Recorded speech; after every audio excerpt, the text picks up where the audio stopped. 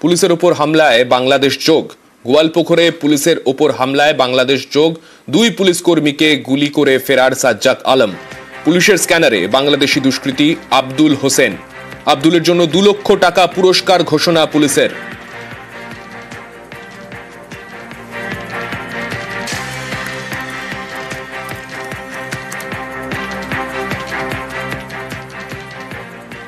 আমাদের সঙ্গে রয়েছেন আমাদের প্রতিনিধি চঞ্চল। চঞ্চলের কাছেই চলে যাব সরাসরি। চঞ্চল, বাংলাদেশ যোগের বিষয়টা যদি একটু স্পষ্ট করে বলো, মানে কিরকম ভাবে বাংলাদেশ যোগ এই দুষ্কৃতির সঙ্গে পাচ্ছে পুলিশ? দেখো সানিক, তোমাকে জানিয়ে রাখি যে 2019 সালে গোয়ালপুকুরের একটি মামলায় সেই আব্দুল হোসেন, যার নাম হচ্ছে আওয়াল, তাকে কিন্তু পুলিশ গ্রেপ্তার করে আগ্নেয়াস্ত্র সহ, এবং সেই ঘটনায় কিন্তু তিনি বাংলাদেশের বাসিন্দা বলে জানা গিয়েছিল এবং তার বাড়ি হচ্ছে বাংলাদেশের ঠাকুরগাঁও জেলার মারাধর যে গ্রাম, সেই গ্রামের বাসিন্দা হচ্ছে আব্দুল হোসেন ওরফে আওয়াল।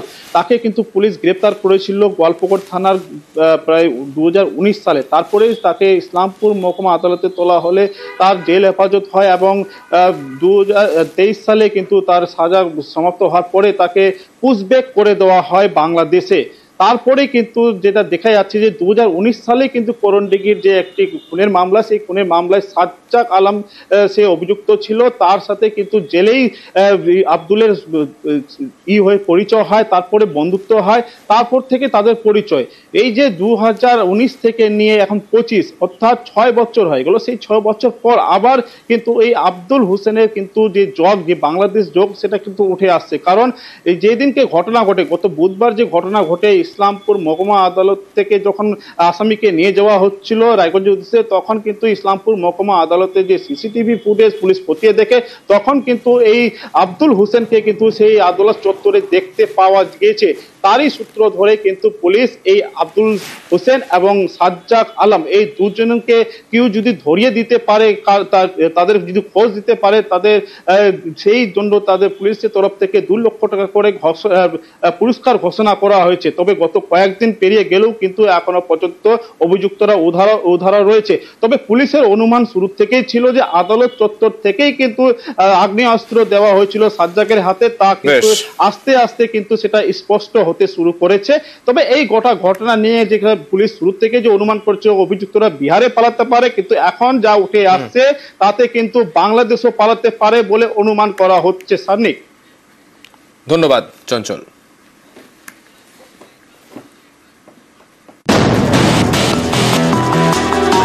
প্রিজন ভ্যান থেকে নেমে পুলিশকে গুলি, তারপর চম্পট। বুধবার বিকেলে উত্তর দিনাজপুরের গোয়ালপুকুরের এই ঘটনা ঘিরে শোরগোল পড়ে গেছে। এসআই কে 2 রাউন্ড গুলি করে আর কনস্টেবলকে 1 রাউন্ড গুলি করে। আওয়াজ পেয়ে আমরা দেখলাম যে কি হচ্ছে, তারপর রোডে যে দেখি দুজনই রাস্তার মধ্যে পড়ে আছে রোডে। দুজনকে ইসলামপুর হসপিটালে পাঠাই। 2 পুলিশ কর্মীকে গুলি করে পালানো দুষ্কৃতীর নাম সাজ্জাক আলম, গির বাসিন্দা। 2019 অক্টোবরে এক ব্যবসায়ীকে গুলি করে খুন করে। তখন সাজ্জাকের বয়স 19। মাত্র 19 বছর বয়সে গুলি করে খুন।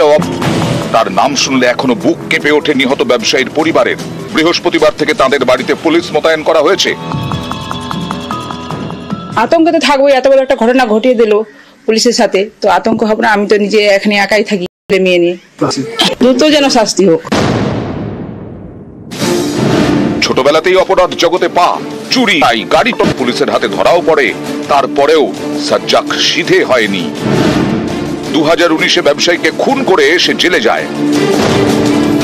এই ঘটনাতেই বুধবার তাকে ইসলামপুর আদালতে তোলা হয়। সেখান থেকে রায়গঞ্জ জেলে ফেরার সময় ফের নিজের খেল দেখায় সাজ্জাক। বাথরুম যাওয়ার নাম করে প্রিজন ভ্যান থেকে নামে, তারপর 2 পুলিশ কর্মীকে গুলি করে পালায়।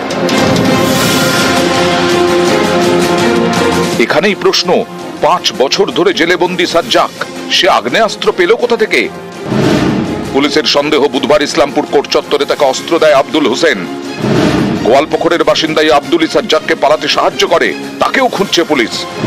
খোঁজ দিতে পারলে 2 লক্ষ টাকা পুরস্কার ঘোষণা করেছে রায়গঞ্জ পুলিশ। সাজ্জাকের জন্য 2 লক্ষ টাকা পুরস্কার ঘোষণা করা হয়েছে।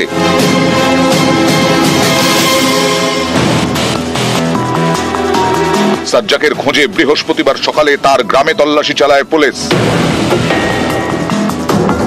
আমাদের কারো সঙ্গে চেনা পরিচয় নাই, ওরকম বাইরের ছেলেপেলের সাথে থাকতো। এটা তো পরে জানতে পারলো যখন কেস করেছে তখন। আমরা তো নিজেই অবাক আছি, পুলিশ আসছে যাচ্ছে দেখে অবাক, একদম গ্রামের লোকই চিন্তা ভাবনা করছে কি করবে এখন, আমরাও আতঙ্কে আছি অনেক। वो जो 7.65 बोर का ये एमिनेशन है जो कि पुलिस यूज नहीं करती है, वो नॉन रेस्ट्रिक्टेड बोर है। जो पुलिस यूज करती है वो रेस्ट्रिक्टेड बोर यूज करती है। हम लोगों को जो प्रिलिमिनरी इंक्वायरी में पता चला है कि जब वो कोर्ट लॉकअप में उसका था, उस दौरान उसके पास वो फायर आर्म पहुंचाया गया है। করণদিঘি থেকে মুক্তা সরকার, নিউজ 18 বাংলা।